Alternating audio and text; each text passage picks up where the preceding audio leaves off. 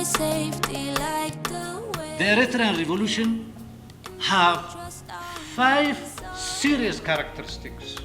Those who doesn't know that, they make mistake when you deal with Eritrean revolution. And I'm very happy, Madam Minister, that there is not an NGO from the Western world which has sponsored this particular gathering. If there is a willingness from Eritrea to cope with the maritime in a comprehensive manner, there is a lot to do. Dignity, law, and justice don't live without one another. Hear the sound of unity, like the taste of morning breeze. Perfect pitch and harmony, your definition of beauty. Hear the sound of unity, like the taste of morning breeze. Perfect pitch and harmony, definition of beauty. In the halls of right and reason, where the scales of justice tilt, stands the guardians of the season, where the house of values build. Within you we live, we face no fear, whatever comes. We know you there, no amount of evil change away your justice itself, and we lay safe, no doubts in mind. When we're with you, heaven on earth, no wrongdoing to your people, so morally captivated. God of justice, hear the sound of unity, like the taste of morning breeze. Perfect pitch and harmony, definition of beauty. Hear the sound of unity. To begin our program, let us all rise from our seats to have a few moments of remembrance to our fallen heroes, our martyrs. A moment of silence.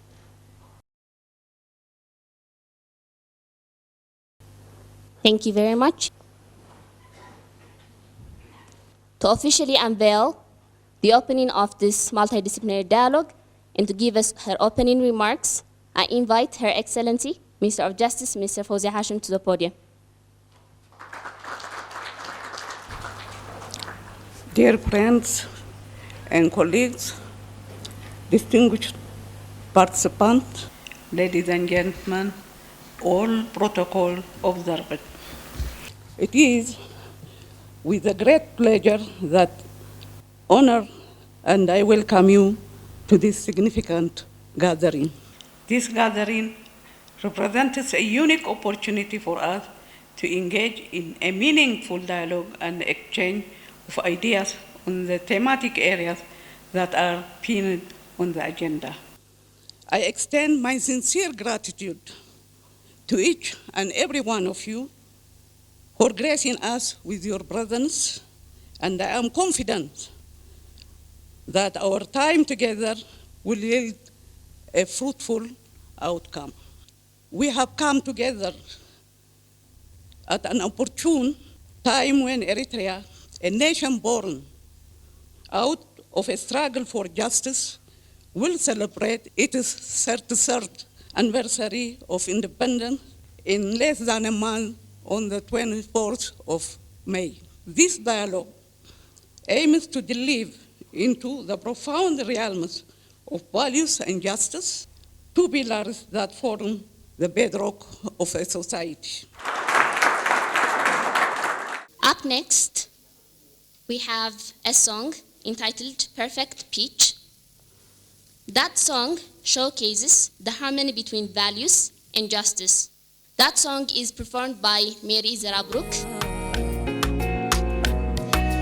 Glory to the mighty, glory for such ancestors, for such a serene home with the brightest future.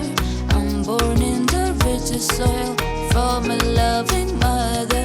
Dignity, law, and justice don't live without one another. Hear the sound of unity, like the taste of morning breeze. Perfect pitch and harmony, your definition of beauty. Hear the sound of unity, like the taste of morning breeze.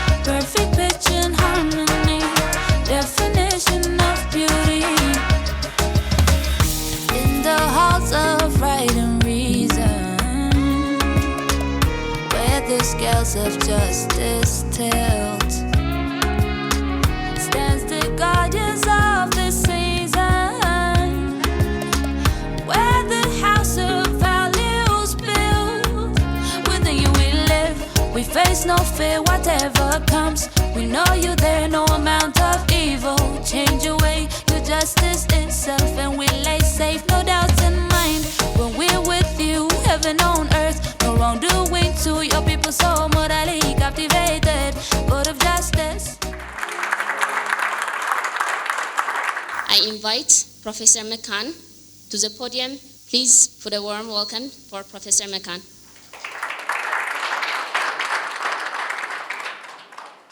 Excellences, Madame la Ministre, Excellencies, Ambassadors, Honorable Attorney General, distinguished representatives of the state of Eritrea, distinguished experts, distinguished guests, dear colleagues and friends, and dear brothers and sisters, good morning to everyone. It's really a pleasure for me to be here this morning, to be back in the lovely city of Asmara. And it's even a greater pleasure to know that we are now launching the mechanism for dialogue on how to integrate the Eritrean values into the reform of the legal framework for sustainable development. So I have the privilege and honor to give you an overview of where we are coming from and where we would like to arrive, to get with this process of reform under the vision of His Excellency, the President of Eritrea, and the leadership of Madame la Ministre of Justice of the state of Eritrea. So let me start first with the process and the key momentum that have led to the action plan for the reform of the Eritrea's legal framework for sustainable development. So there have been three key momentums last year in 2023. The first momentum was the drafting by the Ministry of Justice of a very, very important document entitled The Concept of Development. Also, the Ministry of Justice prepared last year a document called The Concept of Development, in which the values, the Eritrean values, were emphasized, what should be the values guiding any process of legal reform in Eritrea. The document is a very, very unique document that has been prepared under the leadership of the Minister of Justice that is describing how actually law could contribute to development and where are the areas of law in Eritrea that would need a more developmental component, a more developmental orientation. In that document, 4 main values have been identified. 4 main values. And I think those main values are going to guide us and orientate us during the 2 days of dialogue here. Value number 1, social justice. Social justice. In the Eritrean context, social justice is fundamental. What do we mean by social justice? Social justice means ensuring that any legal framework that is being put in place benefits everyone. Benefits everyone, that there is no discrimination, that there is no exclusion coming out of a process of designing of a legal framework. Second important value, value number 2, self-reliance. I think that here, all the brothers and sisters from Eritrea, when I say self-reliance, it resonates very well for them, because, you know, that is maybe one of the most important value that we hear all the time. Even for those of us who are not Eritrean, when we think about Eritrea, the first thing we think about is self-reliance. It's so important that it is explicitly enshrined in the Constitution. of Eritrea. That is another unique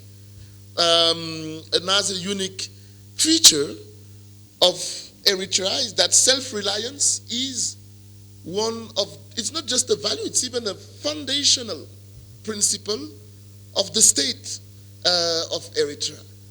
Self-reliance, we will talk a lot about it, and I will come back to it also here when we go deeper into the presentation of the overview. But self-reliance, I think it's very important to understand that it doesn't mean isolation. Because in many other countries, when people hear about self-reliance, they think it means isolation. It doesn't mean isolation. Self-reliance means ownership. Ownership. Making sure that people own their resources, own their social development, owns their economic development. The people owns their environment. This is what self-reliance means. That sense of ownership. If a legal framework does not allow people to own their future, then the legal framework at stake is deficient. Is deficient. Again, development should lead to ownership. Development should allow to create what we call spillover effects in a society. Spillover effects, meaning that you go from one level and then you create expansion of the gains and the benefits for everyone, so everyone can own. But ownership, it's also making sure that whatever is being transplanted in the legal framework really reflects the values of the people of that country. Transplantation of legal frameworks shouldn't just be copy and paste. And this is one problem we've been having again in the African context. That quite often we've been doing cut and paste. We've been designing environmental laws that were just cut and paste from laws inspired, for instance, from European countries or other Western nations. We've been designing mining laws that are just cut and paste, copy and paste of laws that have been designed or thought about elsewhere, maybe by World Bank, maybe by the International Monetary Fund, or even sometime by OECD, Organization of Economic Cooperation and Development, organization in which African countries do not even take part. So legal transplantation is good if it is adapted to the needs of the people, if it allows the people to own the process of what is being designed in terms of law. If there is no ownership, law doesn't produce gains in the society. It does not. Because it's simply not adapted. It's simply not adapted to the needs. It's simply not adapted to the concerns. It's simply not adapted to the reality of a country. So self-reliance is about ownership. Adapting legal principle, legal rules to the Eritrean context. Law can contribute to peace and security.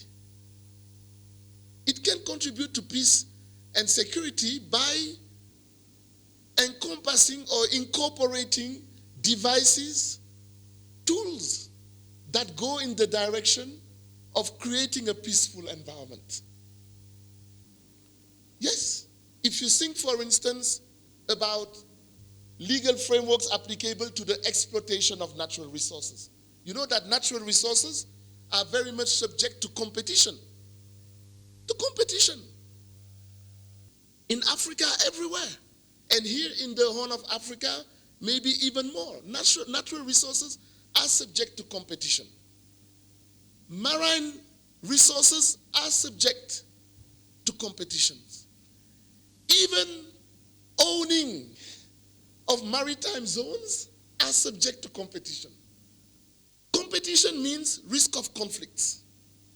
So how do you reduce the risk of competition, and meaning the risk of conflicts? By putting in place legal frameworks that alleviate such risk. Legal framework that bring predictability, that bring security, and that bring cooperation rather than competition in the exploitation of natural resources and other related resources. This is how we achieve development. This is how we achieve development. We cannot achieve development through the exploitation of our natural resources if the exploitation of the natural resources is not governed by a predictable framework, and if the exploitation of natural resources can lead to conflicts. So this is why peace and security is such an important value in the approach of development here in Eritrea. And it should be everywhere, at least in our continent. Last but not least, value number 4. And I was very happy to hear the song saying, hear the sound of unity. National unity. National unity. That's the core value number 4. Again, this is another, I would say, important feature of the approach here in Africa, in Eritrea, sorry, and maybe even a unique aspect of Eritrea's legal system. The focus on national unity, making sure that law brings social cohesion and not social distortion, and not social fragmentation. In many contexts in Africa, what we have witnessed, what we have experienced, is that legal frameworks have actually led to non-unity. Non-unity. And so people in the society actually fighting against each other for resource control, or for other type of economic control, or for other type of social control, because legal frameworks have not achieved that very, very important objective for our continent, which is building national unity. Law should not be here for only one ethnical group, or law should not only be here for only one component, one segment of society. Legal frameworks are here for everyone, regardless of the segment of society from where you're coming from, or the ethnical or cultural segment of society where you're coming from. Eritrea has achieved this dream, because it's a dream for many of our countries, still more than 60 years after our independence, to build strong national unity. Eritrea has achieved that construction, that building of national unity. But national unity is a constant quest. It's a constant quest. It never ends. It's a constant quest. And so legal frameworks should constantly find improved ways, improved channels to consolidate national unity.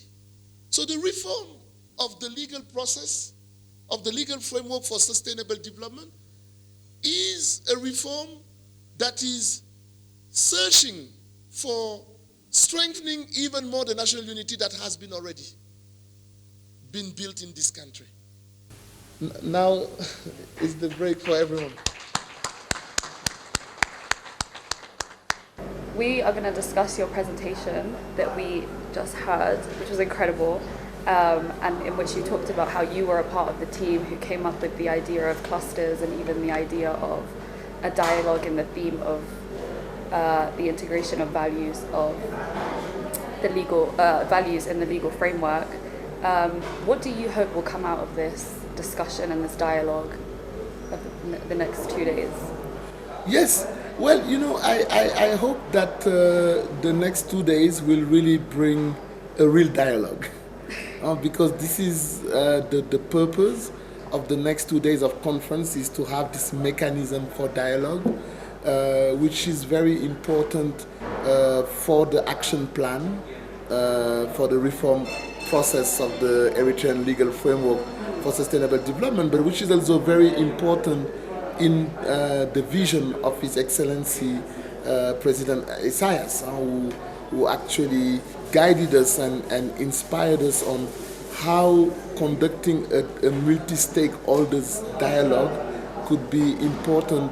First, to understand the meaning of values, then understand the scope of values, but also share experience on how do we integrate values in legal frameworks, what has been, the success stories, what has been, the non-success stories in the world. So I'm really hoping that we will have this interactive discussion. هذا خبري نحن نفسنا كاب كستحتاج أبيتي كونان جزء خوص دخل غير خبر خبر تهاجر سي نفسه إلى خد كيد سي أبو حنقول ناي كله تهزبي أو رخابت من إسي زسفيري أبنت سلزلنا وجزء قالسنا نسوي حدا قال من حدث كا متحققات نسوي بالحريز زبلي يقولون عندها فتوتنا hager nata hager فتوت أبو خبري أبتي hagerka نهاجرka تدنا أكثر حكى الله أبقى عدتاسي أبكم زيت وليدة سواء ما ينتهيني وقالهم لا إرتراوي تقول كستاسي أزيا أباي كبريا زلاتو يا سلزسي زين أنا كستخدم لأن كله جن ما قوين مر حد النت مسارات حد النت. And now we will continue with our afternoon program, a discussion on national values underpinning the Eritrean legal reform. This will be presented by Mr. Siyum Takhle and Mr. Sem Iyasu, and it will be moderated by Dr. Senai Walta. Good afternoon, everybody. It is a bit strange for the young in Eritrean culture, for the young to go first before the more experienced. And so you can see how much I'm honored and privileged to be here to discuss national values underpinning Eritrean legal reform today here with you. So generally, our study with Judge Siyum has been on trying to understand or legitimize the Eritrean national values and then trace them back in history so that we know they are legitimate and our own and native to Eritrea, and we know the understanding of our communities back in history and the historical practices of Eritrean people in practicing these national values. In that way, we can know or we can understand in what way we can apply them or in our process of legal reform. So mainly this discussion is going to be simply to legitimize these national values through going back through history or Eritrean history. Okay, good afternoon once again, everyone. My part of the presentation, as Sam tried to explain, deals with human dignity and social justice. So in the same manner that Judge Sam has presented, I will try to focus on the key points as to why these values are Eritrean, why we are calling them Eritrean. That's going to be my focus in here.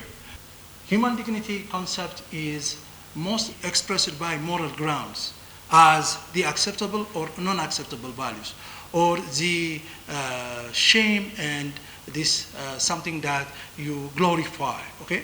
That is how these human dignity values are described in Eritrea. And most importantly, this religious justification also have some purpose, simply because God created personhood is entitled to rights, So this value, these words is given to individuals or human persons simply because they are created by a higher authority or higher organ. Now, when we look at the fundamental laws or the basic laws of Eritrea, there are some notions that tells us how this equality principle or how this human dignity are reflected. So in one of our basic or fundamental laws, it clearly stated that despite nationality, language, or religious differences, God created human beings are one and the same under natural law. This is clearly stated, clearly written in the customary law, in the fundamental law, I should say. Another is, it says, in flesh, both Christians and Muslims are inherently brothers and sisters, or they are one, with the same physical manifestations. Spiritual matters belong to a creator. Hence, we should pray so that we will live in love and harmony. This is simply made as a justification to forbid insults, to forbid this degrading, what we call manifestations of any sort. So this shows that the principle of human dignity was within the Eritrean people, and the fundamental laws reflect this reality. I'm sure you agree with me that it was quite an eloquent presentation by both of them in presenting the historical narration, the genesis of these values, and particularly the travail that gave birth to these values and what they mean, not only to the legal system, but also to any national policy or any national practice in Eritrea. And I believe that their presentations were excellent defenses of the justification beneath the idea that these values must fit not only the adventure that we are advancing into, but also the legal system at large. I've also observed that the presentation showed some precision in the sense of not only presenting the narration of the long genesis of the development of these values, but also the role that the liberation struggle played in maturing these national values, that the proper context was given to not only the pre-colonial history and the contribution of that era, and as it chained all the way down to the liberation of Eritrea.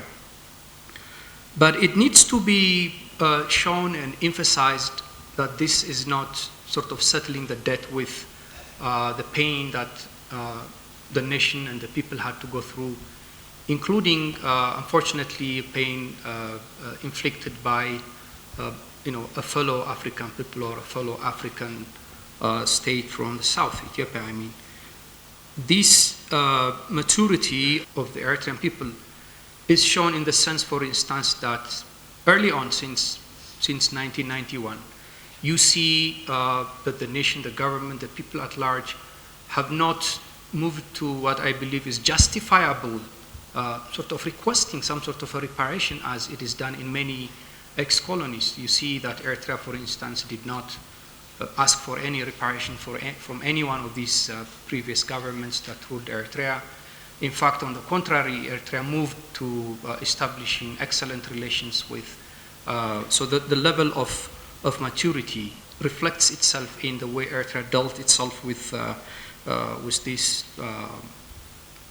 former administrations. For instance, Eritrea did not participate, which it rightly could have done, in the genocide trials that happened in Ethiopia, while some of the perpetrators of genocide also committed some of these crimes in Eritrea. So the level of maturity and the desire to absorb these values only to achieving independence, and that independence is enough for us, was seen in the way Eritrea treated itself in relation to these sovereign nations. Anyways, I thank you very much for your excellent presentation. Hear the sound of unity, like the taste of morning breeze, perfect pitch and harmony. Thank you for this discussion.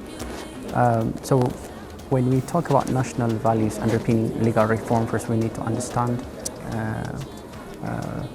why we have chosen certain values. So the major values that we have discussed, or in our study that we have found, are so native to the Eritrean experience are rule of law, national sovereignty, self-reliance, human dignity and social justice.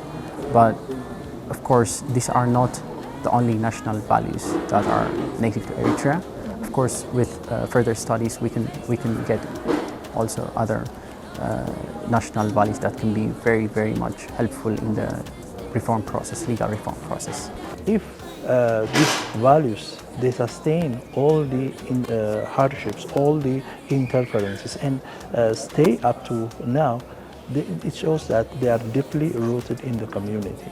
So whatever you get from this value, whatever wisdom, whatever notion or concept that you get from this value will help to develop the legal system to be more realistic, and so that the popular participation in any what you call activity that has to do with the legal system to start with, be it in making the laws, implementing the laws, or obeying the laws for that matter, depends upon whether this community believes that it is one of their own.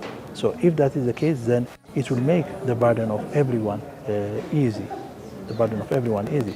And the other thing with regard to these values is that it defines your identity.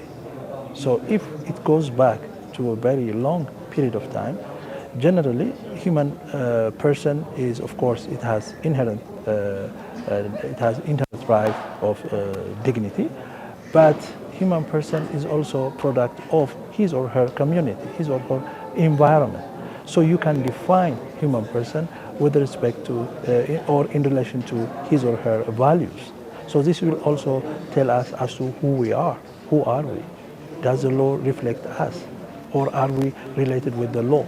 So all these concepts can be answered if we truly try to figure out our true values and then try to incorporate them in the laws. But not only laws, since we are talking about laws here, but it can be incorporated in any other activity. For example, in the protection of environment. There are traditional wisdoms of protection of environment, or giving some kind of assistance to a person who is in need. So all these values can fill the gaps that we have in there, and then so that they will get what we call this acceptance of the community and serve the purpose that they intend to perfectly. Hear the sound of unity, like the taste of morning breeze, perfect pitch and harmony. Good morning, everybody. I welcome you back for yet another time to an exciting second day of the multidisciplinary dialogue on the integration of Eritrean values in the legal framework. And we will begin our program with the presentation of Professor Mohamed Hassan on characteristics of Eritrean revolution, a comparative perspective. And I call upon Professor Makan to introduce Prof. Hassan. Good morning, everyone. I hope that you had a good night of rest and that you are ready for another day to discuss the values and justice and to further advance the mechanism for dialogue. I think that yesterday we had a very intensive but also very stimulating day with a lot of food for thought, a lot of great ideas that will definitely nourish the project for the reform of the Eritrea's legal framework for sustainable development. So I have now the honor and privilege to introduce Professor Mohamed Hassan Ali. You know, when I was looking at the bio, Professor Hassan was simply introduced by Professor Mohamed Hassan Ali. He's an Ethiopian Belgian pensioner. He's a former Ethiopian diplomat. One line. It shows you the dimension of the person, how humble, how modest Professor Hassan is, that he would not even want to have more than a line. Mohamed Hassan was one of the brightest minds in this continent, one of the greatest historians, but also one of the, I would say, most active Pan-Africanists. So here we go. Professor Hassan, please, you have the floor. Good morning, everybody. My name is Mohamed Hassan. I am an Ethiopian and a militant revolutionary. I have struggled for the last 48 years. I was the leader of the student movement in Ethiopia. I have organized the biggest demonstration in Ethiopian history. As a young man, I knew we were not full citizens in that country. Simultaneously, thoroughly following the Eritrean revolution. The view I am speaking here is not the view of Eritreans, is the view of Ethiopian revolutionaries. How we see Eritrea and how we see the region. We are speaking about value. Our value is a revolutionary value. A revolutionary value packaged in a regional understanding. We identified the Eritrean revolution have 5 serious characteristics. Those who doesn't know that, they make mistake when you deal with Eritrean revolution. And a lot of them made a mistake who came here as friends, whether in the liberated areas or after independence. Some of them came as a friend, but they wanted to change the line. The first characteristics of Eritrean revolution is the political, economic, social line. They preach that there is a dictatorship in this country. We, the Ethiopian revolutionaries, we view the situation differently. We respect the line, because the line, we see, it is our line. We didn't have, we failed, but we identify with this political line, which means mobilization, self-reliance, the right of the woman, equality of languages, and nation building. That is our project. It's not only a project of Eritrea. For us, it identifies, it reflects on us and our feeling. Second, the Eritrean revolution is not a dogmatic revolution. This revolution wants friends and is able also to integrate if there is a good ideas from far. If it is good, they integrate it. It's not a dogmatic. It is open for a lot of ideas and experience of all other countries in the world. That is the major characteristics also of the Eritrean revolution. The third, which the imperialist forces and their portages, they didn't like. And I'm talking now to the Africans intellectual also here. Eritrean revolution and the character of the revolution, one of the pillar, the psychological pillar,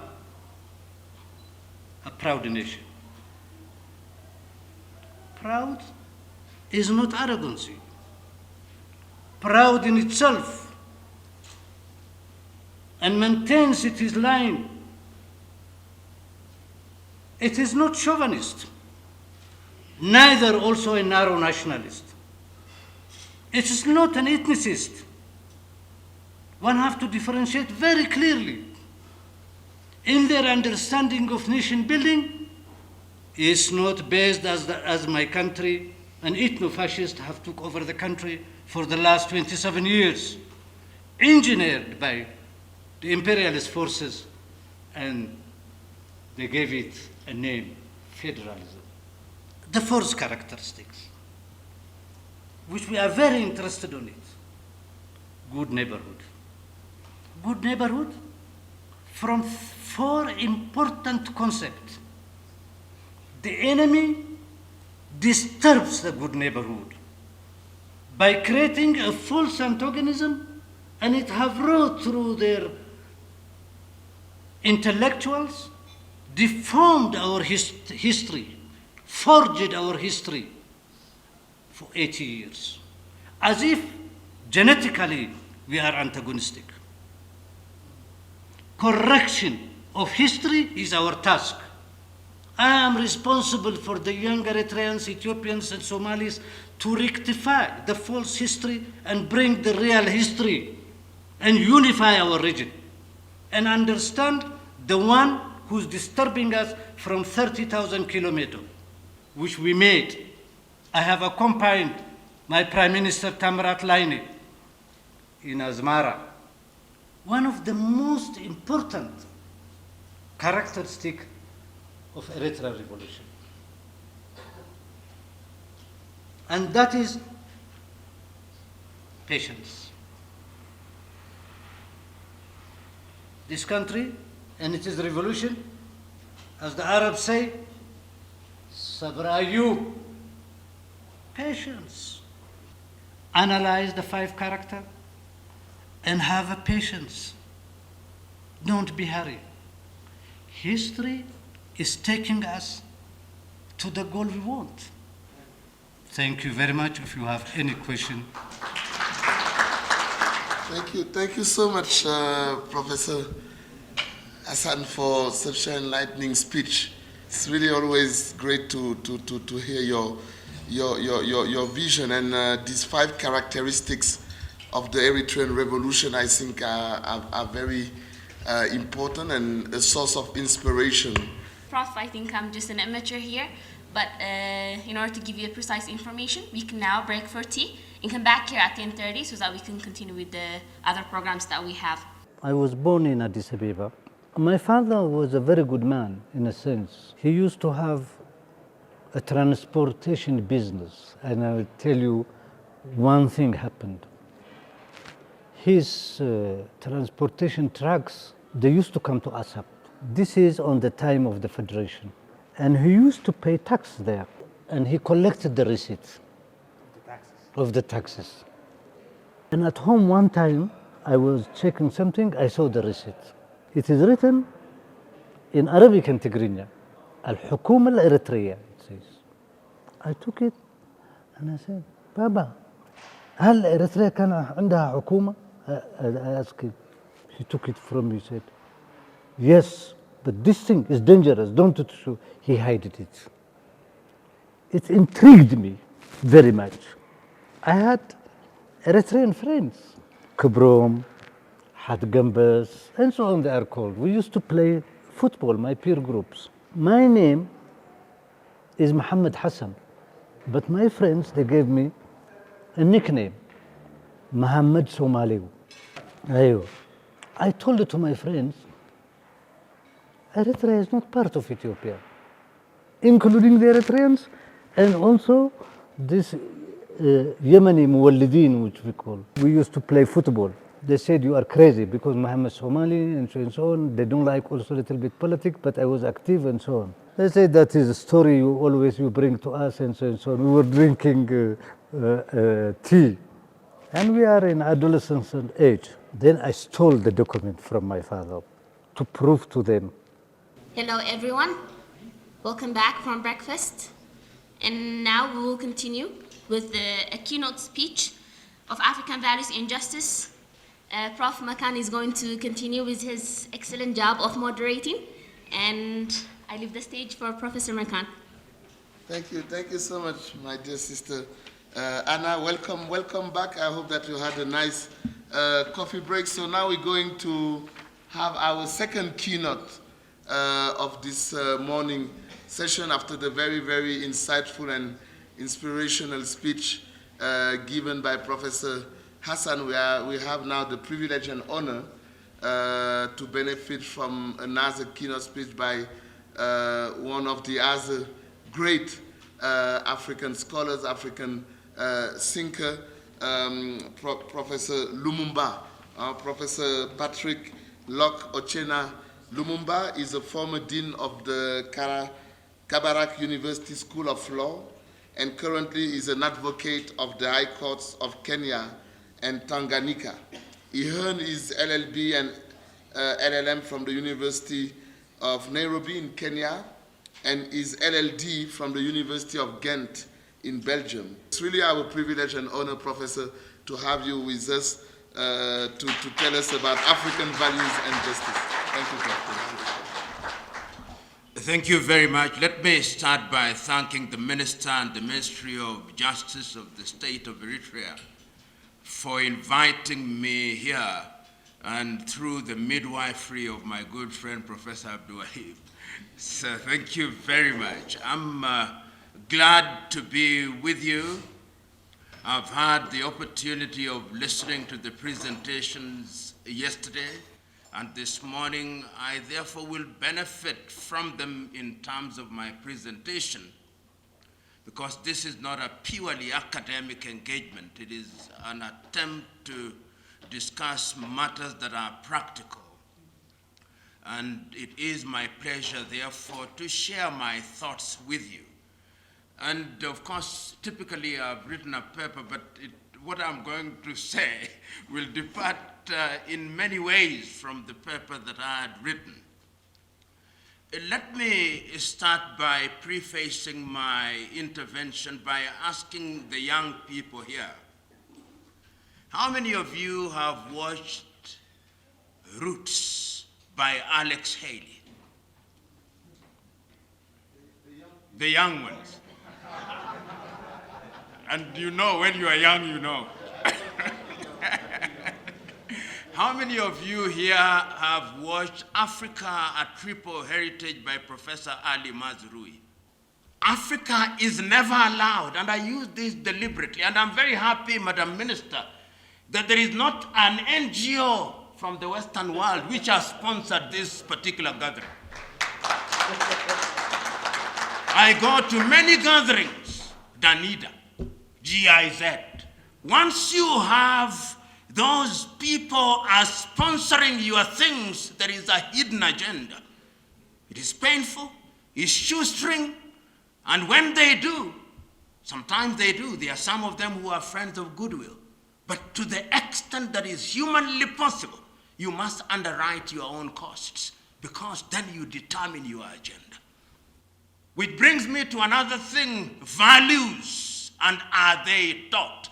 Professor Macharia Munene posed the question to the good Professor Mohammed here, are they taught? There was an attempt at answering that question from the back, an attempt. Are they taught in an orderly, systematized manner so that they can become a body of language, a body of laws? I'm saying that one of the things that we must deal with in most of Africa is to revamp our curricula. You know, you go to most African institutions of learning, and they are taught in the very same way that the colonialists taught. But what was the purpose of the colonialist system of education? To create a human being who would be equipped with knowledge to serve the colonial state. The neo-colonial state continues with that training to the detriment of the continent of Africa.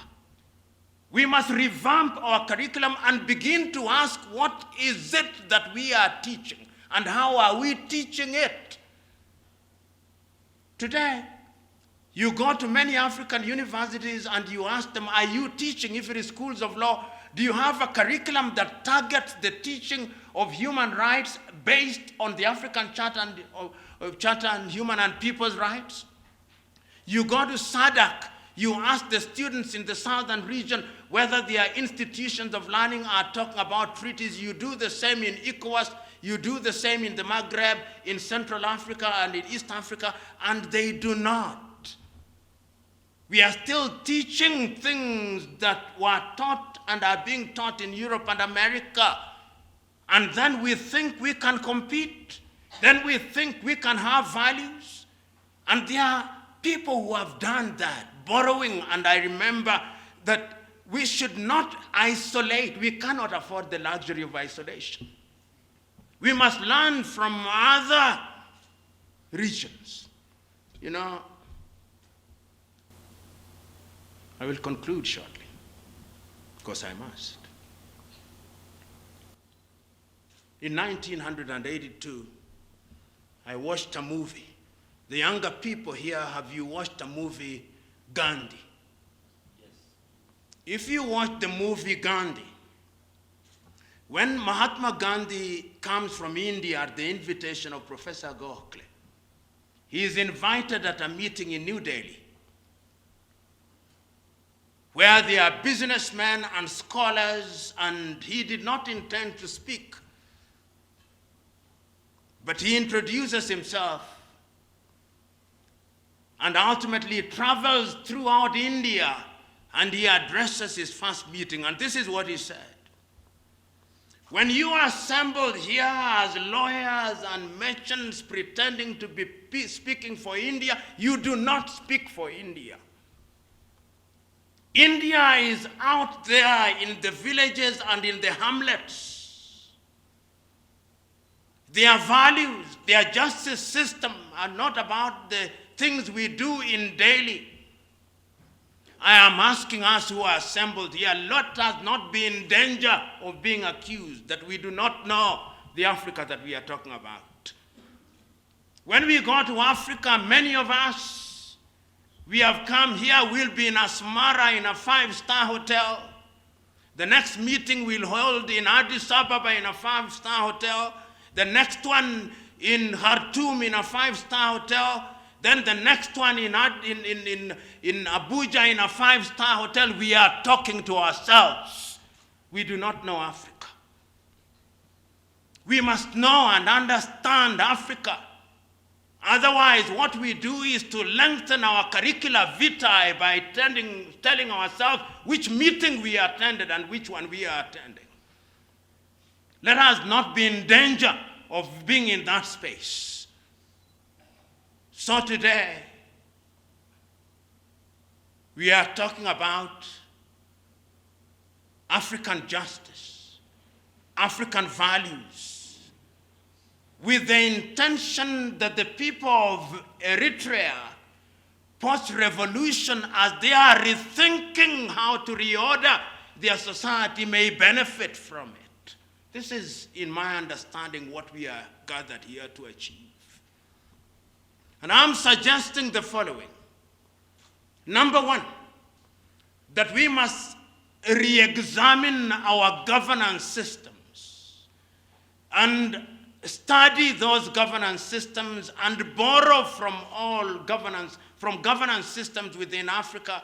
I've already suggested to you that there is a beautiful book written about governance and culture, The Ghanaian Paradigm by Nana Kobina Nketsia, in which he suggests that in African governance system there are things that we can borrow. I am suggesting that that be done. I am suggesting that we also look at our justice systems in different ways. And I'm suggesting that something has been done in the Rwandese system with Gacaca. And I'm suggesting that there is something within the Gacaca which can be found amongst the Arkan in Ghana, can be found even amongst the Somalis in the Horn of Africa, can be found even amongst you, the Eritreans, can be found amongst different communities. And let us ask ourselves, as we are writing our penal codes, are there things that we can borrow from there? I'm asking you to look at those governance systems. I'm also asking you, when you are doing your constitution, you must not be imprisoned in the traditional method of constitution writing. Let us be creative and innovative and understand the Constitution as the repository of a people's present, past, and the future. As they say in Chichewa in Malawi, more important than this generation is our children's children. In other words, we must look to the future generation without governing them from the grave. It must be sufficiently elastic to allow them to interpret it in a proper manner. Number 4, I'm saying that there is wisdom in looking at the experiences of other peoples in the world. We must not be naive to assume that the things that we borrowed even from colonizers, all of them are bad. We have a saying in Kiswahili, baniani mbaya kiatu chake dawa. that even, and I'm transliterating, that even the shoes of a bad man can be a source of cure. So even those whom you do not think are likely to benefit you, there are things that you can borrow from them because a lot of thought has gone into those international instruments, even as I said what I was saying. So let us not be dismissive. The experiences we have had here from Nicaragua are useful. The experiences from Italy are useful. The experiences from colonizers are also useful. To the extent that you are able to adopt and adapt. This is the most critical thing. Nothing fits lock, stock, and barrel. Adopt and adapt and customize. Once you do that, you are in good space. Ultimately, this is what I want to conclude with. Even honest statements must be unpacked.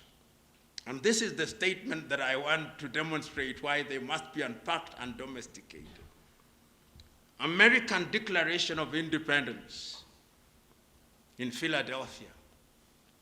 We hold this truth to be self-evident, that all men are born equal, that they are endowed by their Creator with certain unalienable rights, that among these are life, liberty, and the pursuit of happiness. When that statement was made, were women equal? Were blacks equal? No. In other words, we must, in the nature of things, when we are making declarations, think of the future. Because we are not only thinking about today, we must create elastic justice systems which are capable of being adopted and adapted by future generations in a manner that fits their circumstances without changing the DNA of what they seek to achieve. I hold the view that Africa continent has a lot to share, but we don't share sufficiently. I hold the view that we are victims of our own lethargy and victims of our own ignorance, and the time is now that we must begin to think differently. And that is why when I hear things such as Africa Agenda 2063, they make beautiful promises. Africa is actually a forest of beautiful treaties and declarations, which are honored in breach. It is our duty to give them practical meaning. When we talk about Africa Continental Free Trade Area, we must ask ourselves, what are the values that we are going to infuse? You talked about fairness. I want you to look at the book, the notebook that you are writing on. It is from Indonesia. The one that you are writing on is from Indonesia. It's made in Indonesia. If we are not careful, if we don't have values, even on matters such as trade, the Africa Continental Free Trade Area will be a conduit for goods from other places. What is an African good? We must also determine that. What is the technological input? What is the intellectual input that must go into a thing before it is called African? Easier said than done, but once again, as I conclude, I know societies that have done so. The Koreans have done so to the extent that is possible. The Japanese did so. China, before our very eyes, are doing so. The Turks are doing so. We are a market and a population of 1.4 billion and still counting, and the youngest continent on earth. Our values and our justice systems must be given their pride of place so that we are able to compete. Many times we are not able to compete because we do not have the capacity to articulate. The media, we must have our own media, our own values about how we package news. I was in my room trying to open the television, it refused. But if it had accepted the promise that I'm given in the package is that I'll be watching BBC and CNN, not an African media, our values must also relate to the news that we are dealing with. Ladies and gentlemen, one can go on and on until the cows come home. But I'm speaking to men and women who are enlightened, and what I've done is simply to provoke a few ideas with the hope that when you are doing this, and we wish you well, all the people here are your well-wishers. We do not have monopoly of knowledge or wisdom, but today, in my view, we have provided you with a buffet of ideas, a smorgasbord of ideas. Pick and choose those which are relevant and reject those which are useless.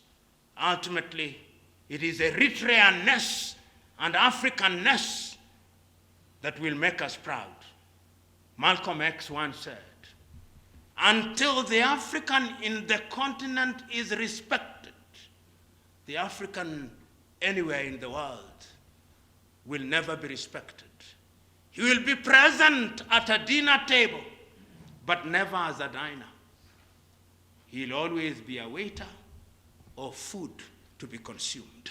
Let us change that narrative. Thank you.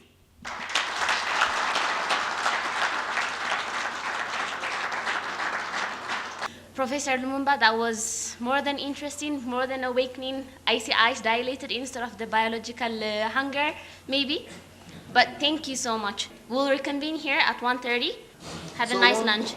One of the things that came out very clearly is that if you want values to be acceptable in any society, it must be a bottoms up. In fact, in other words, the critical mass of the Eritreans must agree on certain fundamentals, on how they want to be governed, on how they want to resolve their disputes, on how they want to use their resources, and all these for the ultimate good of the people of Eritrea.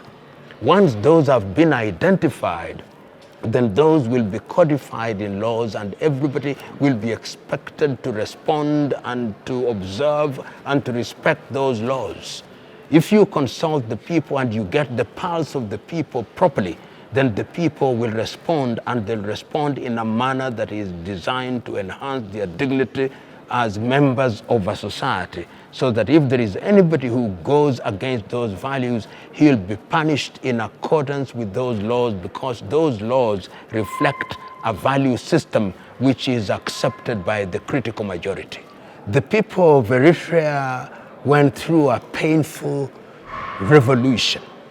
Many people in their youth sacrificed their life, their limbs, and their comfort.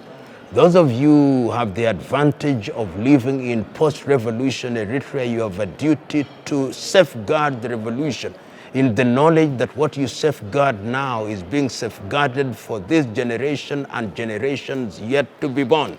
We must say with the Chewa of Malawi that what is more important for us as the present generation is our children's children and their welfare.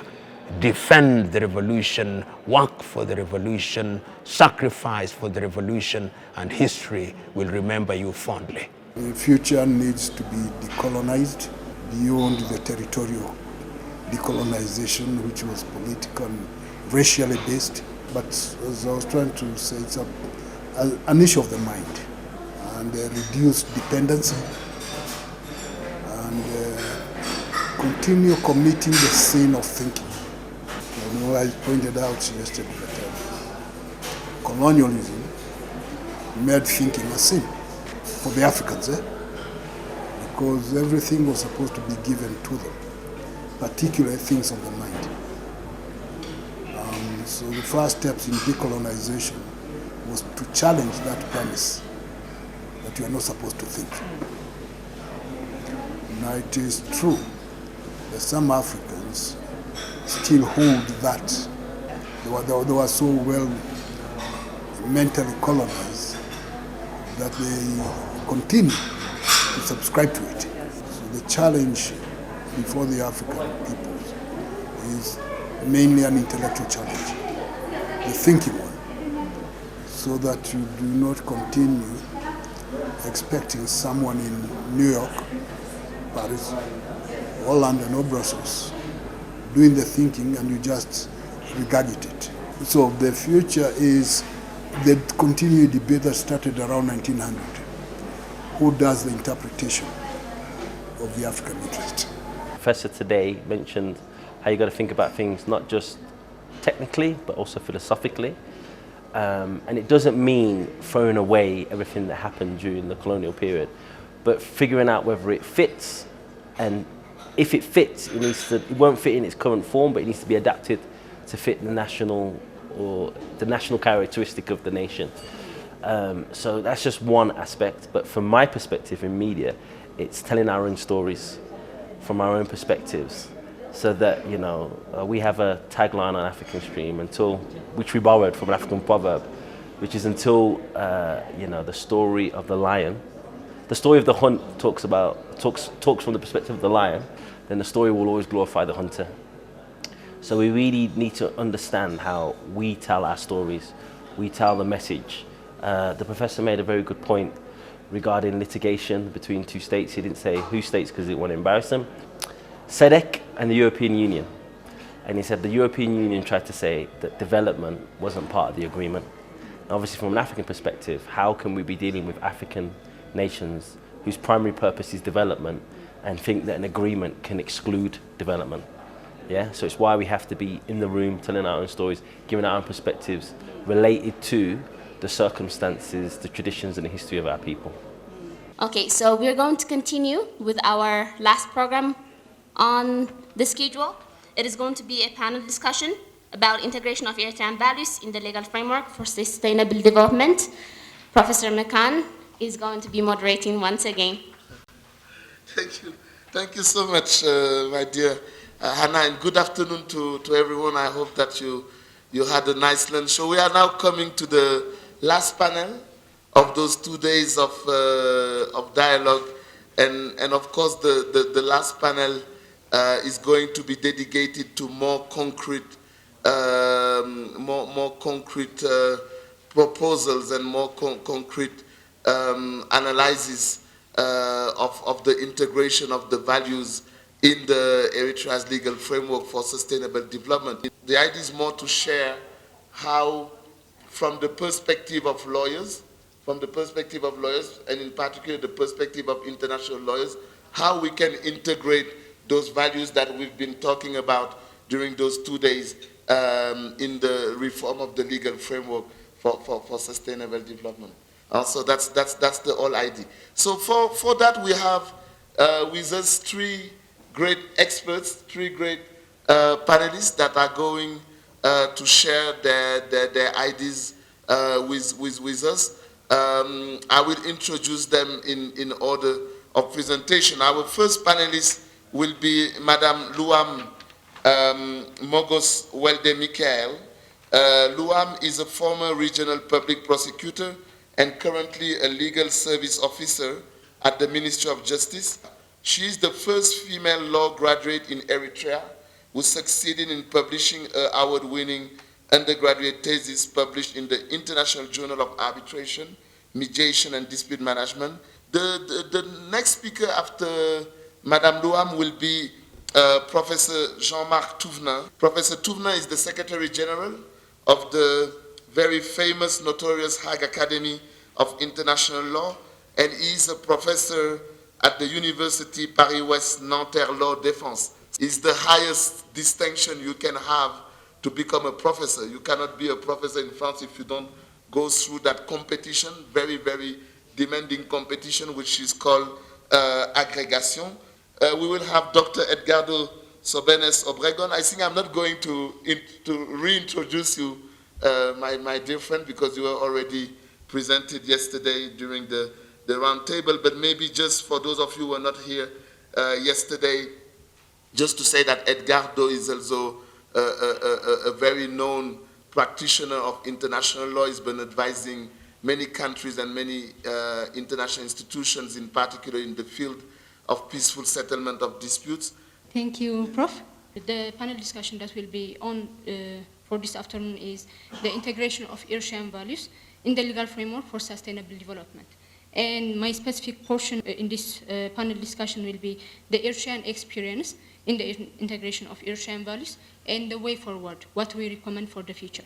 Today's intervention would be on the system of integration of these values in the Eritrean legal framework for sustainable development. But in the Italian, specifically in the Italian colonization, the fundamental laws, the customary laws, were given a room to be exercised in the personal relationships of the citizens. Therefore, we can say that the customary laws had a role to play in the government of the lives of the people, and hence there was a room for the values to be integrated in those customary laws. Then we come to the experience during the Eritrean struggle for independence. Therefore, the Eritrean struggle for independence created unity and solidarity of those values. Here I want to quote the words of Her Excellency Minister Fozia, in how she says that if you are going to help me, you need to know me first. You need to hear me out. And that's exactly what this department did in this process. Thereafter, we come to the Department of Justice in EPLF Congress of 1987. And we now come to values at the policy and governance level.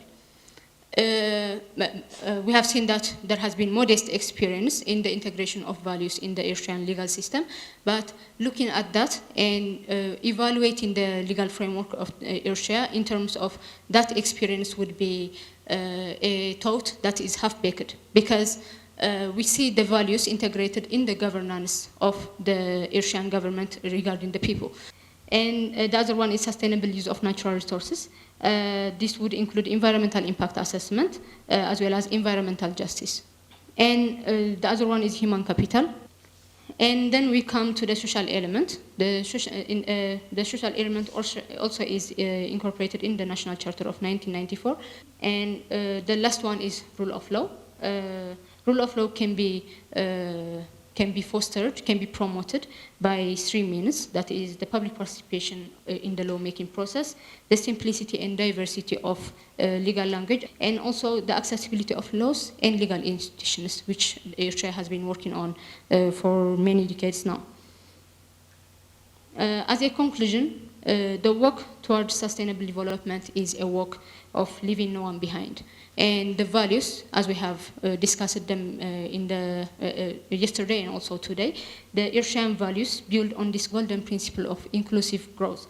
Therefore, those values need to be concretely enshrined in the legal framework, and therefore it's high time that Eritrea establishes a systematic, well-formulated and organized mechanism for the integration of values into the legal framework for sustainable development.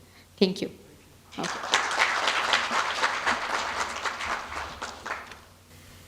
Madame la Ministre, Excellencies, Mr. Ambassadors, colleagues, young lawyers, and older lawyers, it's an honor to be here, and I want to make things clear. I'm not from Africa. I think you know that. I will not try to hide the reality. I'm not coming from Belgium, the potato state. And in fact, I'm not here to represent anyone, any country. I'm here to speak about international law. So that was the little things I wanted to suggest, to say that when it comes to the sea, I know that Eritrea has some laws already, dating back from ancient times. If there is a willingness from Eritrea to reach out and to cope with the maritime and law of the sea issues in a comprehensive manner, there is a lot to do in respect of the values defined yesterday, with which I completely agree, and I thank you for your attention. Once again, Madam Minister, thank you very much for the hospitality. Good to be here again, Excellencies, colleagues, and friends. And I want to show you how complex the situation has been for us as well in Latin America. This is a map of the Caribbean region. You have here 24 littoral states, 9 continental countries, 12 independent island states, archipelagic states, 16 islands with a link to the United Kingdom, United States, the Netherlands, and France. So it's not a matter of only dealing with the interests of our own neighbors, but it's also a matter of dealing with the interests of countries that lie 10,000 kilometers away of our borders. And I want to conclude just with 4 questions that I think could, I'm not saying should, but definitely could guide a little bit the discussion that needs to happen before, after this moment. First of all, of course, is how to accommodate and reflect Eritrea's needs and values in the regulations that need to be adopted. I think that's a starting point, and we all agree on that, otherwise this wouldn't be the title of the dialogue.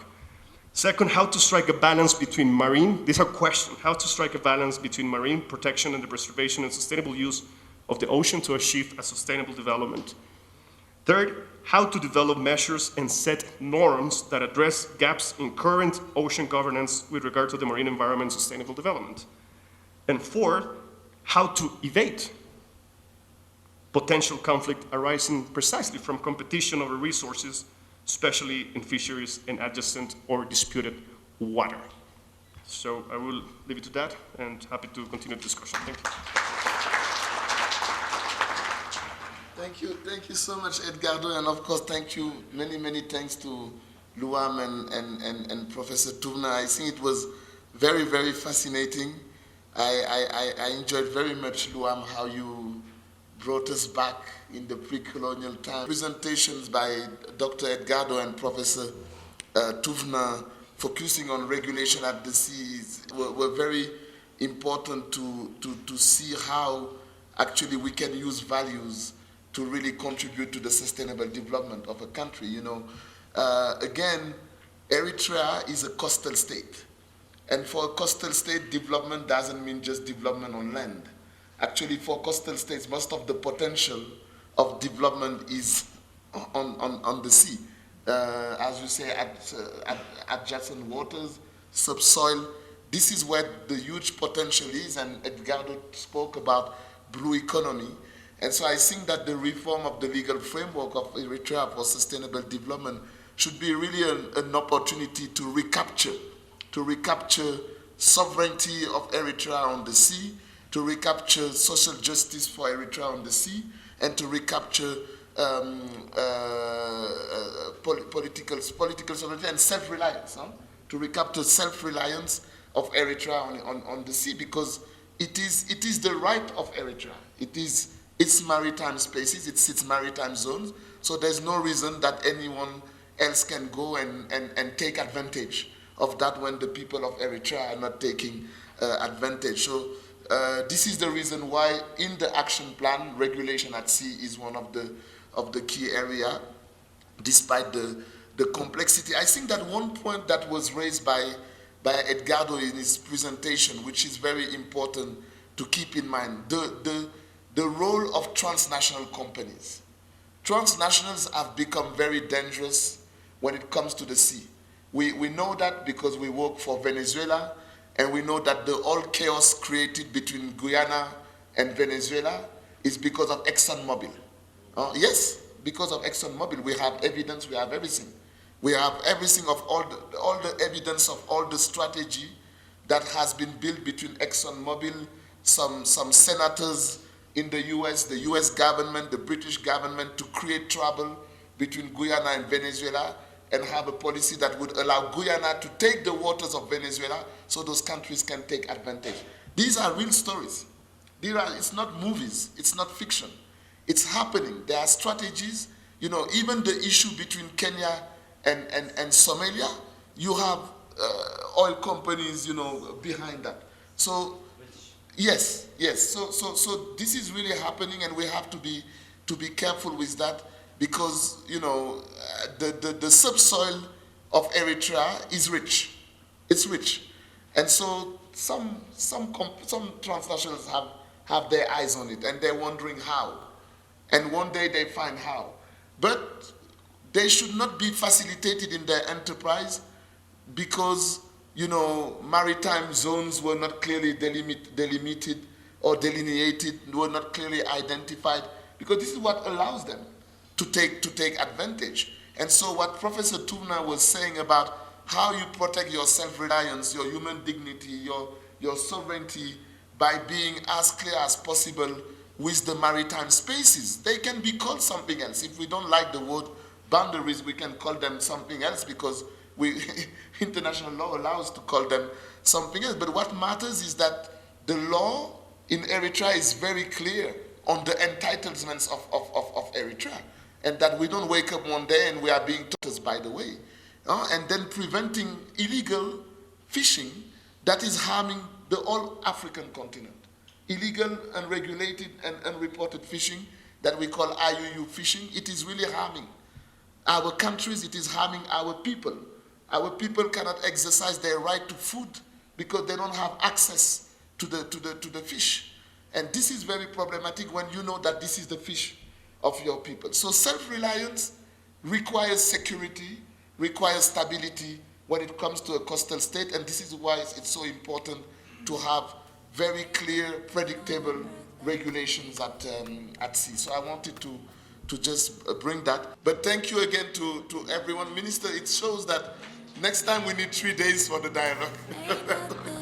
Thank you. Thank you very much for being here, everyone.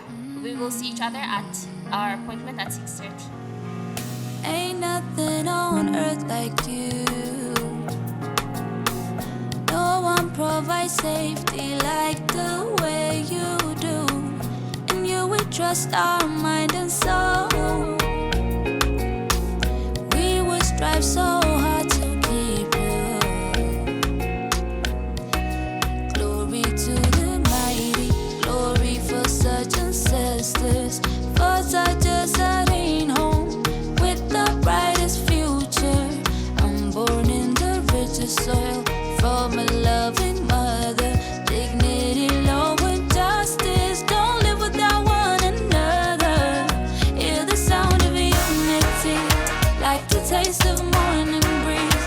Perfect pitch and harmony, your definition of beauty. Hear the sound of unity, like the taste of morning breeze.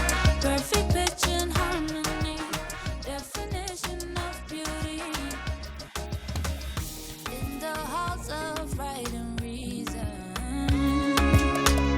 where the scales